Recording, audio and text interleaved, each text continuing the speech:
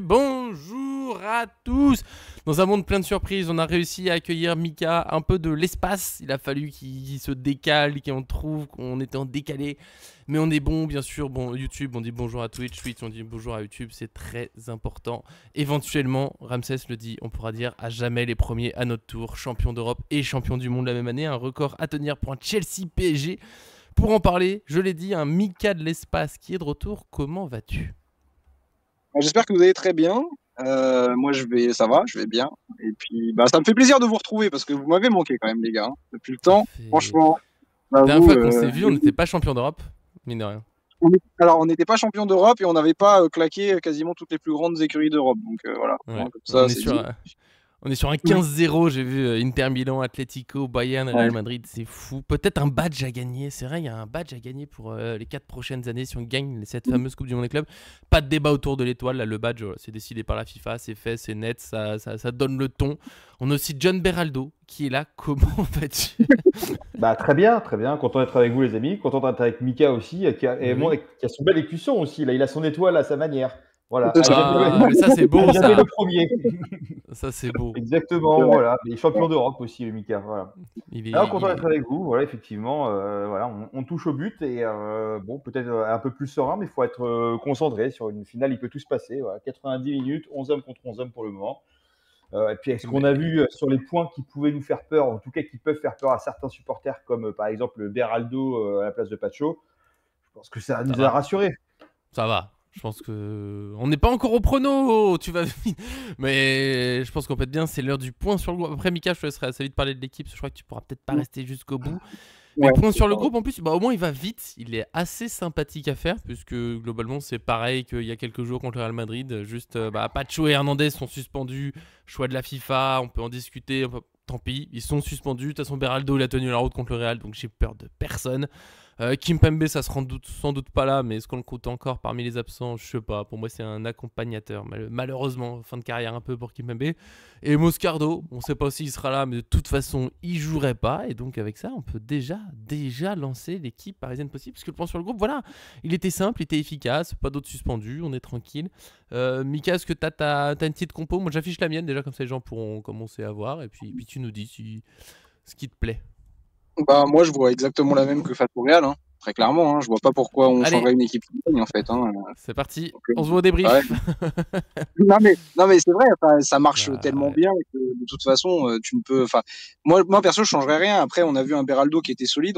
Moi personnellement, il y en a beaucoup qui critiquent, mais en attendant, son entrée face à Liverpool, elle était plutôt très cohérente. Quand il joue à son poste, moi je le trouve bon dans ses relances. En plus, il a cassé des lignes face au Real. Après derrière, Chelsea, je trouve que c'est une équipe quand même qui est beaucoup plus équilibrée.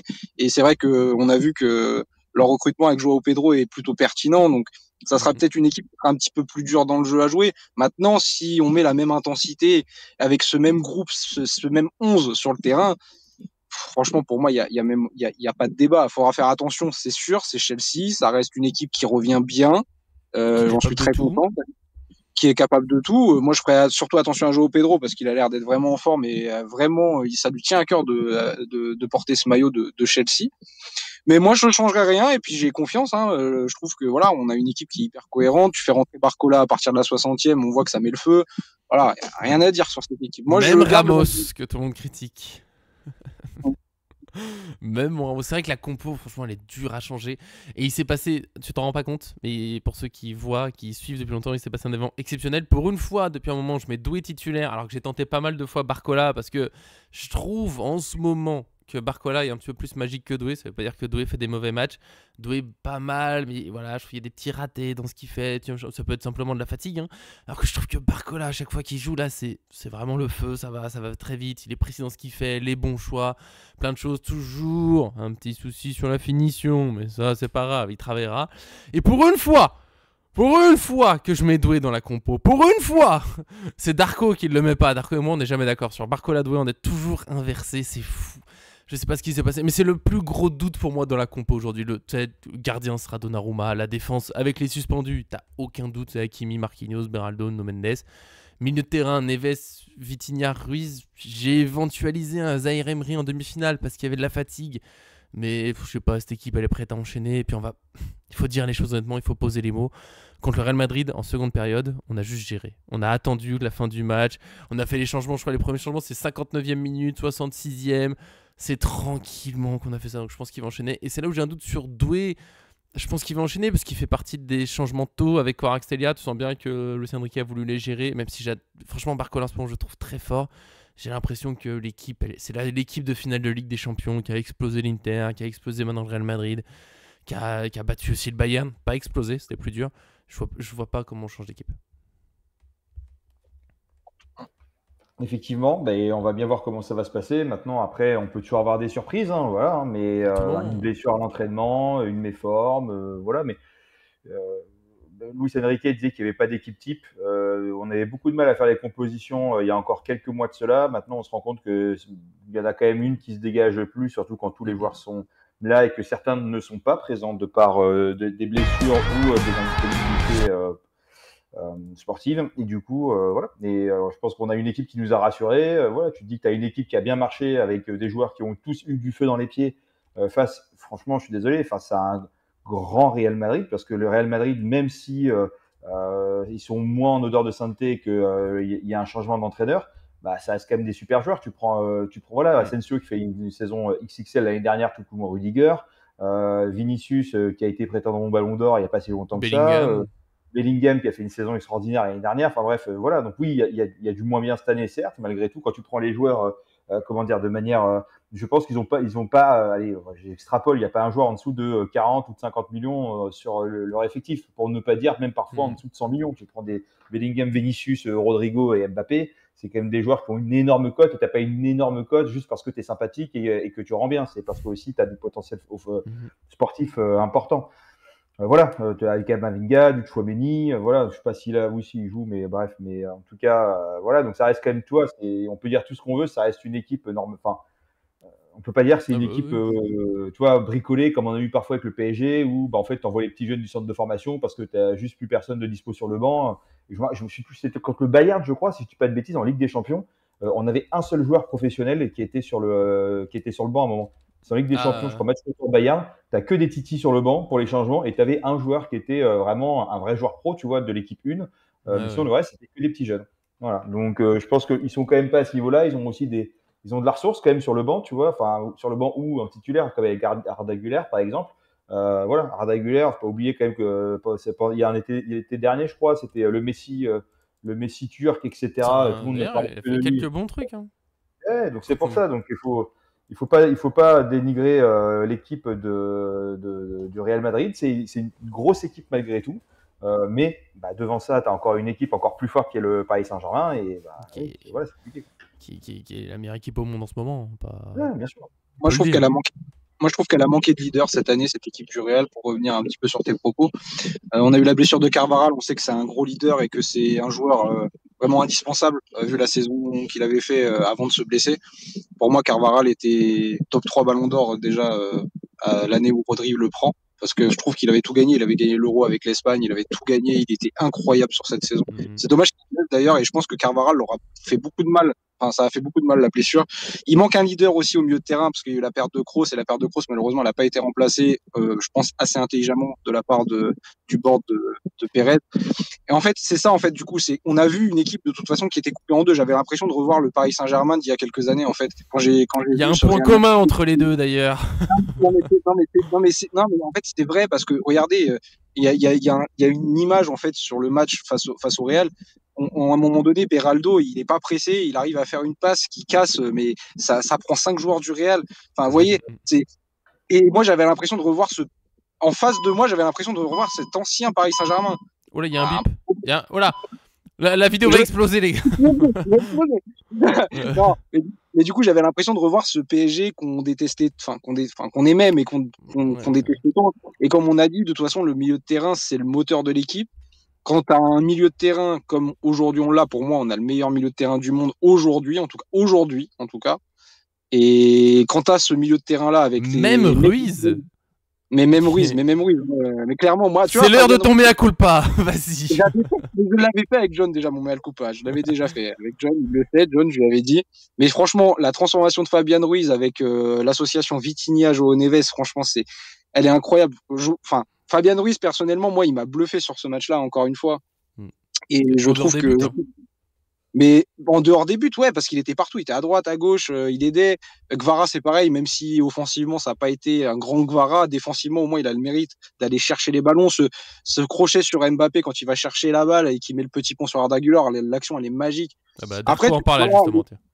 Le seul en fait joueur qui sortait un peu du lot pour moi au Real Madrid, en tout cas face à nous, c'était Arda Güler. Personnellement, je trouve qu'Arda Güler est un super joueur. Malheureusement, je le trouve mal utilisé encore par Xavi Alonso. Mais faut pas oublier que voilà, nous, quand Luis Enrique est arrivé, c'est pareil, c'était perfectible. Le Real Madrid, ça reste une grande institution. Ils ont encore, je pense, des jeunes qui vont pouvoir faire monter et peut-être exploser. Là, on a vu ce joueur, là, Gonzalo Garcia, c'est ça, l'attaquant, le numéro 30, ouais. Qui a quand même fait une bonne compétition. Moi, je le trouve pas mauvais. Moi, je trouve qu'il a été super mal utilisé, mais je trouve que pour revenir au match face au Real, je pense que Xavi Alonso, Pérez, il a dit, tu mets Mbappé, tu mets Vinicius sur la feuille de match, c'est tout. Xavi Alonso, je pense qu'il aurait jamais fait ça. Il aurait jamais mis le pauvre petit Gonzalo Garcia à droite, à gauche. Il aurait pas baladé en attaque comme ça. Il aurait laissé en pointe. Après, il y a la question Rodrigo. Ouais, on sait très bien qu'il est sur le départ. Après, attention, n'oublions pas que c'est une vidéo PSG. On va pas faire le. On va peut-être couper sur le Real Madrid. Mais oui, tout ça pour. Je reviens à l'essentiel sur ce Real Madrid est moins et un peu malade. C'est pas non plus une équipe complètement nulle. C'est juste qu'il est un peu malade. Voilà, ça nous fait sourire gentiment de retrouver. Mais pour moi, c'est l'expression que tu as dit. C'est retrouve le PSG d'il y a quelques années et bah voilà. Bah vous avez gagné les problèmes. Vous êtes battus. Vous nous l'avez pris gratuitement. Mais vas-y, profitez maintenant de Mbappé. Ce que tu as dit aussi, Pérez, et je pense que c'est un peu pareil à Paris, c'était bon, Mbappé il doit être titulaire, point, il fait ce qu'il veut, il le sait tellement qu'il fait ce qu'il veut. Même si ça commence à tourner en Real, avec ce match en plus, il commence à vraiment s'agacer aussi, il va découvrir que... Il avait dit, oui, je suis aussi critiqué alors que je suis en France et tout. Bah tu vas découvrir la tornade média espagnole, ça peut y aller aussi. Donc on est bien. C'est pire en Espagne, c'est pire. Ouais, il va souffrir. Après en France, ça fera le lien avec ce qu'on disait. Il y a les belles critiques, Donnarumma, Marquinhos, Ruiz. Qu'est-ce qu'ils ont mangé aussi en France. Et aujourd'hui, c'est une équipe où quand on la présente, on ne sait pas quel joueur on pourrait sortir. Cette équipe, elle est trop parfaite. Ça vaut aussi pour le Ballon d'Or dont on parle. Pour moi, beaucoup trop souvent, j'en peux plus des articles sur le Ballon d'Or. Mais c'est comme ça fait partie du foot. C'est que pour moi, il n'y a pas de joueur que tu peux sortir cette équipe. Elle est trop forte, c'est tout. Ruiz, il y a Darko qui nous résume bien dans les commentaires. Tu vois, c'est pas un joueur qui te fait crier waouh. Souvent, c'est pas le joueur spectacle, absolument. C'est très loin d'un doué. Doué, il a du talent, puis il y a des actions qu'il fait. Juste, tu t'inclines, tu fais ok, c'est trop fort. Même Bellingham, tu sais, c'est le genre de joueur. Il y a des phases comme ça, tu fais mais comment ils font ça? Ruiz, c'est hyper fort, mais quand tu prends le temps de prendre du recul, de te rappeler quand tu as joué sur un terrain, de te rappeler à quel point c'est dur de jouer en une touche de balle, de savoir où est ton coéquipier, parce qu'il fait pas de gestes techniques de fou. Par contre, c'est propre tout le temps. C'est plus proche d'un Thiago Motta, belle époque aussi, où ce qui est très beau dans ce qu'il fait, c'est juste que c'est simplement efficace. Voilà, c'est je te remets sur un coéquipier, contrôle, passe, ou en une touche, bam, bam, je balance. Bon, en plus, il met des petits buts, ça fait plaisir, mais c'est... Ouais. Pour cette équipe, on va vite aller sur les pronos. L'équipe, on est d'accord. Je pense qu'il n'y a pas de surprise. Il y a tout à l'heure un commentaire qui proposait un Ramos titulaire parce qu'il a marqué et qu'il est en confiance. Alors je l'aime bien. Attends, on pourrait croire que c'est moi qui ai écrit le commentaire, mais pas du tout. Hein. Je vous le promets. Bon, Ramos, il a marqué. Je suis content pour lui. Je veux qu'il joue dans ce match, mais pas titulaire. Tu peux pas sortir Dembélé. Et ni remettre Dembélé à droite. Tu le sais. Maintenant, il est trop fort. Voilà, on est d'accord. Pas de Ramos, hein, même si c'est mon chouchou. Lee, c'est l'attaquant de pressing parfait maintenant. Ousmane Dembélé, t'as l'impression qu'il a la dalle sur tous les ballons. Je l'ai jamais vu comme ça. C'est impressionnant de régularité, de dalle en fait, parce que au final c'est ça, il a la dalle. En fait, tout ce que Luis Enrique a essayé de mettre en place avec Mbappé, Dembélé il l'a assimilé et pour le collectif. Et Ousmane Dembélé aujourd'hui il fait taire toutes les critiques. Je pense que même le Barça pensait pas qu'il allait atteindre un jour un niveau comme ça. Mais personne ne pouvait deviner qu'il mettrait autant de buts un jour. Ou même autant d'assists, parce que c'est pareil, on parle de ses buts, mais il y a autant d'assists, parce que là, le ballon qui va gratter dans les pieds de Raúl Asensio pour crocheter Courtois, bon, ça reste une assist. D'ailleurs. Hein. Oui, il y aurait eu pénalty de toute façon. Pas Marcignac l'aurait peut-être pas sifflé, mais... C'est vrai que des fois, on peut... Pardon. Pardon, voilà, on s'égare, pas de souci. Oh là là, mais oui, Dembélé, ouais, il sera titulaire. En fait, voilà, on est obligé de faire un peu vite sur l'équipe parce qu'autant au milieu de la saison, c'est John, il le disait, vers les 8e de finale des champions, il y avait pas mal de questions qui se posaient. Doué, Barcola, machin. C'est le dernier suspense d'ailleurs. Doué, Barcola, vous n'avez pas vraiment donné votre avis. J'ai l'impression que Doué est passé devant dans l'esprit de Luis Enrique et il permet peut-être un peu plus, tant que l'équipe adverse n'est pas trop fatiguée, de décrocher, d'aller jouer des combinaisons et tout. Barcola, c'est quand même un peu plus la profondeur, même s'il développe un peu ses combinaisons, mais c'est quand même pas encore un joueur super fin. Quand le bloc adverse est encore très compact, c'est plus simple, on va dire, quand l'adversaire est obligé de monter parce qu'ils sont menés. Donc je me dis que ce sera encore Doué titulaire, mais tu vois, Barcola, ça serait pas choquant non plus. Je me permets rapidement, mais en fait, du coup, c'est ce qu'on disait souvent dans les vidéos. En fait, t'as Doué qui est très très fort dans les petits espaces et qui peut se dépatouiller avec comme un Gvara ou un Dembélé pour passer entre les joueurs et tout ça. Là où en fait un Barcola, quand il va rentrer, c'est ce qu'on. Je me rappelle ce qu'on disait. En fait, il va rentrer quand les mecs sont fatigués en face, il peut prendre la profondeur et les mecs en face, ils vont jamais le rattraper. Tu vois. Autant quand tu as un défenseur qui commence à la 2e minute, etc. Il a encore ce coffre physique pour essayer de gêner, de voir de la course. Et là, les mecs, ils en ont plus, ils suivent pas, tu vois. Quoi. Et donc, c'est pour ça que ce profil virevoltant est très rapide et bon. Après, on se dit aussi, je me rappelle, je m'en avais parlé, parce qu'on se dit, mais en fait, le Doué aussi, il est très à l'aise balle au pied. Et du coup, quand tu es à la 70e et que tu es sur les rotules, bah, tu mets un Doué devant, le mec, en fait, il fait des cassages de reins, tu ne suis pas, quoi. Tu te prends un crochet, tu dis, bon, vas-y, c'est pas grave. Surtout si tu as été fatigué par Barcola et qu'il a fallu suivre. Ouais, c'est pour ça. Non, mais c'est pour ça. Donc, du coup, en fait, bon, ça marche dans les deux sens. Bah, c'est pas mal, non ? C'est le côté, comme il a dit, imprévisible en fait de Luis Enrique. Il a dit, je veux que cette équipe soit imprévisible. Et en fait, que tu fasses rentrer Barcola ou Doué en sortie de banc après que tu aies fatigué les défenseurs, en fait, le résultat sera le même, mais à des profils différents. Après, plus d'efficacité du côté de Désiré Doué, forcément. Barcola, très fort dans la dernière passe quand même. Plus fort que Doué, peut-être, dans la dernière. Mais ils sont tellement forts. Et encore, ouais, c'est compliqué. Et tu sais, on dit la vitesse pour Barcola, mais Doué, il est très loin d'être lent. Hein. Ça court vite aussi. Hein. Moins vite que Barcola, il est là-haut, mais... Il nous l'a montré face à l'Inter, qu'il était rapide. Hein. Ouais, et efficace quand il veut. Ah, Darko lui mettrait Barcola parce qu'il voit Chelsea jouer en 4-2-4 et donc utiliser le dos de Cucurella ou Cucurella ou Gusto. Mais est-ce que Chelsea... Ce qu'il y a, c'est que nos adversaires maintenant, franchement, souvent ils ont peur de jouer haut aussi. Hein. Et c'est... Voilà. Parce qu'en fait, si tu presses pas le PSG, bon, il va garder la balle, il va t'épuiser, mais quand tu le presses, tu vois, les Real Madrid, les rares fois où ils ont essayé de monter, bah ça donne le 3e but où d'un seul coup ça sort une touche de balle, 3 passes, allez hop, c'est dans ta surface. Ce PSG il fait trop peur. Je sais pas si Chelsea va jouer très offensif. Hein, faut pas négliger le talent de Cucurella. Je trouve que c'est un très bon latéral. Je pense qu'il va y avoir du travail quand même, parce que Cucurella c'est quand même fort. Voilà, même offensivement c'est fort. Hein. Maintenant c'est sur le côté d'Hakimi, c'est notre côté fort aussi. On verra bien. Après, je sais pas si Rich James il sera titulaire. Il y a un doute. Je vais faire le point juste après, si tu veux. Il y a des doutes sur l'équipe de Chelsea. En tout cas, si je peux faire un petit parallèle aussi, il y en a un qui se pose beaucoup de questions et on ciblerait un petit peu, c'est André Santos, parce que André Santos, le petit Brésilien là, qui revient de son prêt de Strasbourg, il n'a pas joué beaucoup. Apparemment, il fait pas partie des plans de Maresca. Il serait peut-être en mode, je sais pas si je vais rester vu qu'il y a beaucoup d'arrivées du côté de Chelsea, on le sait, hein, chaque mercato. Leur mercato il est fou à chaque fois. Et puis moi j'appuierai sur le point, leur gardien est très mauvais. Voilà. Après voilà, vous faites ce que vous voulez. Voilà, ça tacle. Non mais c'est vrai, le gardien de Chelsea est vraiment très mauvais. C'est malheureux, hein, mais il est vraiment très mauvais. Le match face à Fluminense, je crois, où ils perdent 2-0, c'est ça? Je me rappelle bien. Quand ils ont perdu. Oui, c'est Fluminense. Oui, c'est ça. C'est l'équipe brésilienne. Oui, c'est ça, c'est Fluminense. Où ils ont perdu. Franchement, le gardien, mais c'est une horreur. Flamengo. Flamengo, Fluminense, c'était en demi-finale. Ouais, c'était en demi. Donc c'est Flamengo. Quand ils ont perdu contre Flamengo, le gardien, c'était une catastrophe. Mais il y a Darko qui me parle de Petrovic. Pour moi, il était à Chelsea. Petrovic, il est fort. Je sais pas pourquoi c'est pas lui qui joue. Il avait été prêté à Strasbourg parce que voilà. Il est bon. Il est pas mauvais, mais je sais pas. Je l'ai trouvé. Enfin, en tout cas, le gardien. C'est Sanchez là qui joue là. Oui, il est mauvais par contre. Alors, mais Chelsea, c'est presque une blague dans le foot. On en parlait avec John l'autre fois, je sais plus dans quelle vidéo, où il y a une image qui circule où tu peux faire une équipe complète, gardien compris, avec que des attaquants de Chelsea, quoi. Mais ils ont tellement de joueurs. Quand tu vas sur leur page Transfermarkt, tu mets effectif, t'as une liste comme ça dans tous les sens. Là, j'ai vu leur mercato retour de prêt cette saison. T'as une liste de joueurs, mais dans tous les sens. Tu dis mais quoi? Mais Mais ils ont combien de joueurs? Ils comptent en faire quoi? Et ils ont quand même une équipe, voilà, je vais passer un peu sur la présentation de Chelsea, qui est loin d'être. C'est pas une. Quand je disais tout à l'heure, ils sont capables de tout. C'est-à-dire qu'ils posent problème un peu des fois à n'importe qui dans la saison. Ils peuvent t'embêter une très grosse équipe. Et en même temps, parfois ils passent complètement à côté. Parfois, même contre des petites équipes, c'est galère. C'est l'une des meilleures défenses de la Première Ligue, quand même. 3e meilleure défense cette saison, juste derrière Arsenal. Donc quand même, je trouve que ça pose un peu le truc. Tu sens que c'est une équipe qui peut être pénible.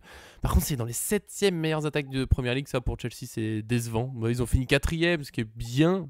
Pour la Première Ligue, c'est dur la Première Ligue. 4e, c'est pas mal, mais ils ont toujours un peu cette déception de quand ils auraient pu passer le cap, d'aller jouer peut-être top 3, top 2. Chaque fois, il manque un truc.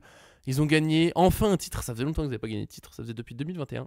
Mais c'est la Ligue Europa Conférence, donc la 3e compétition européenne. Je sais pas ce qu'on peut en faire. Franchement, quand tu vois les adversaires qu'ils ont eu sur le chemin, on dirait à peine des matchs amicaux de quand tu veux faire tourner ton effectif. À part la finale contre le Betis Séville, mais sinon avant ça, il y a beaucoup de clubs. Bon, voilà, c'est pas la même cour. Et leur parcours là dans cette Coupe du Monde des clubs, ils ont gagné contre Los Angeles 2-0, ils ont perdu 3-1 contre Flamengo, ce qui est pas fou. Ils ont gagné 3-0 contre Tunis, ils ont gagné 4-1 contre le Benfica, mais il y a 1-1 en temps réglementaire et après c'est prolongation, Benfica prend un rouge et Chelsea déroule un petit peu. 2-1 contre Palmeiras en quart de finale, 2-0 contre Fluminense en demi-finale.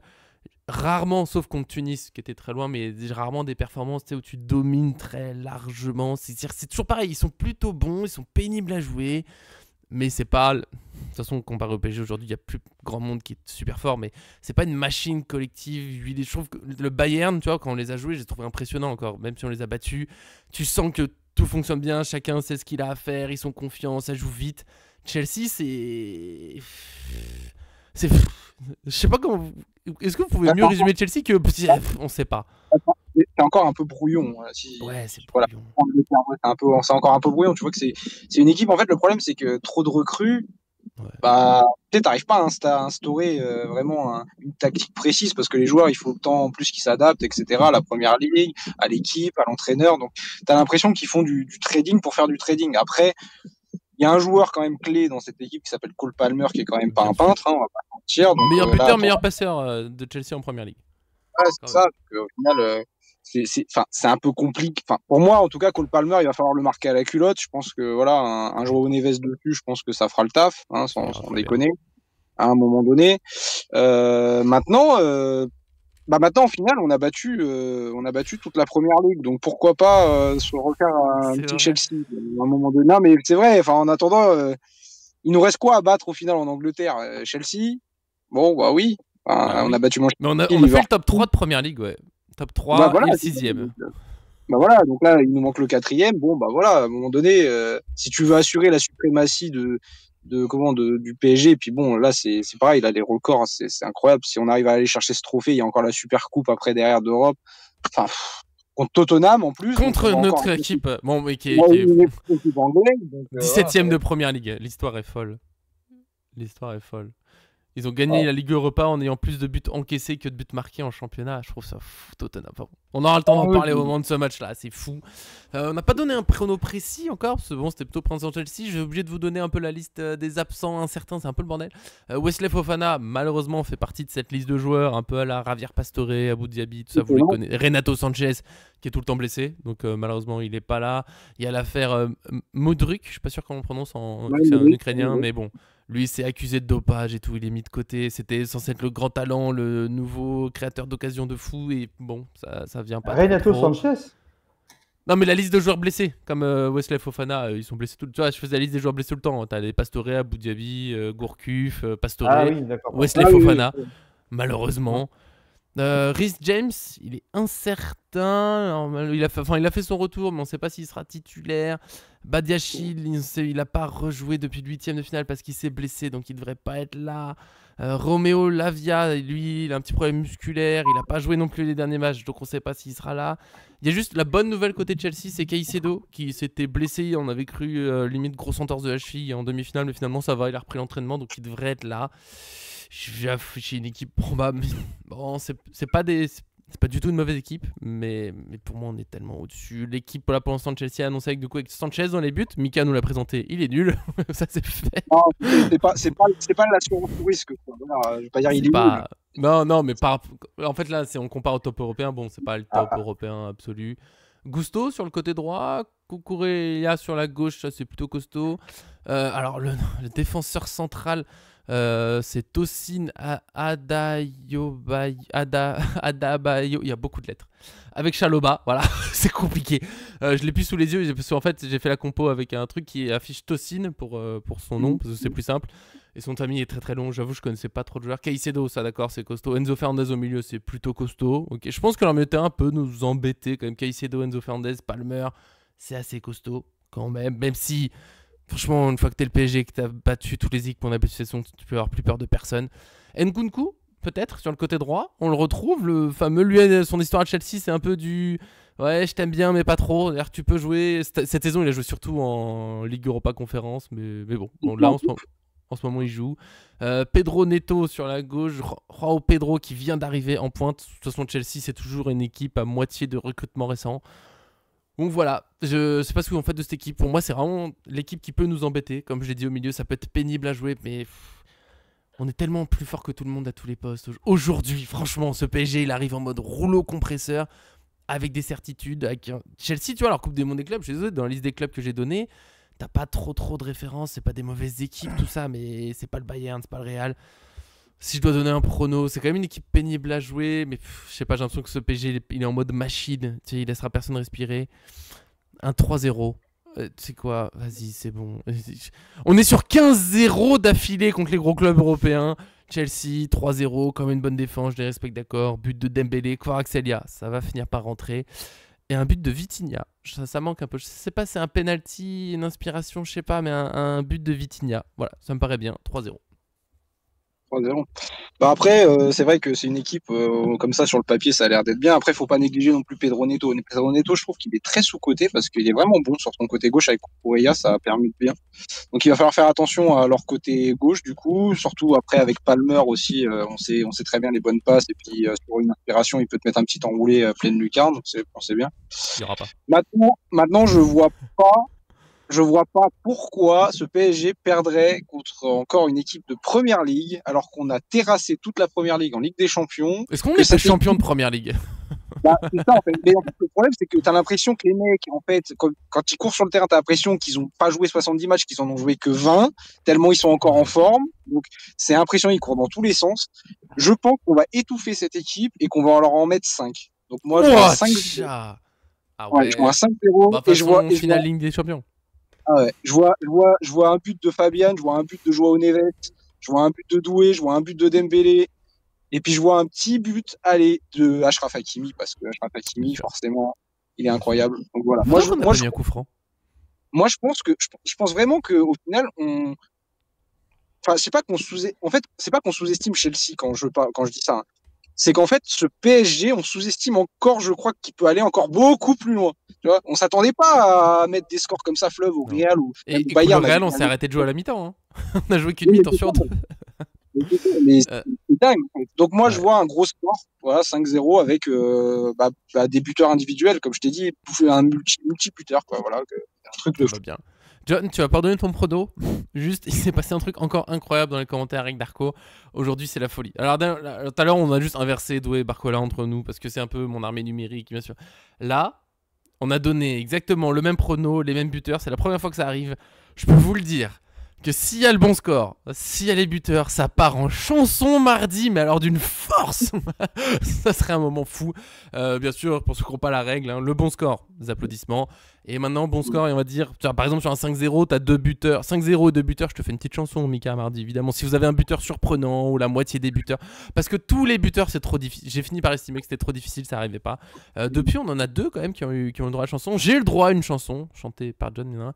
Et oui, Darko, ça sera mardi, le débrief lundi, c'est férié. Allez, la famille avant tout. On profite. Et donc, John, vas-y, essaie de gagner ta chanson pour mardi, c'est important.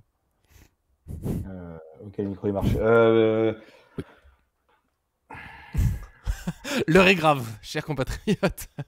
Je m'attendais pas à quelque chose d'aussi intense. Franchement, moi je pense entre deux choses. Le midi 5-1, ça serait assez rigolo.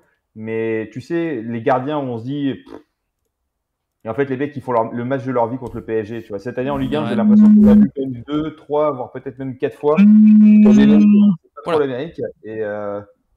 Et t'as des mecs qui ne savent pas trop l'Amérique. Et en fait, tu dis, putain, le gars, juste, voilà, comme Boulka, tu vois, Boulka, cette année, il a fait le match, je crois, sur les 2 matchs de la double confrontation. Mais à chaque fois qu'il a joué contre nous, énorme. C'est pour ça. Donc, tu vois, tu as ça. Je crois qu'avec Guillaume Rest aussi, si je dis pas de bêtises. Bon, bref, en gros, ça reste quand même des bons gardiens, faut pas déconner.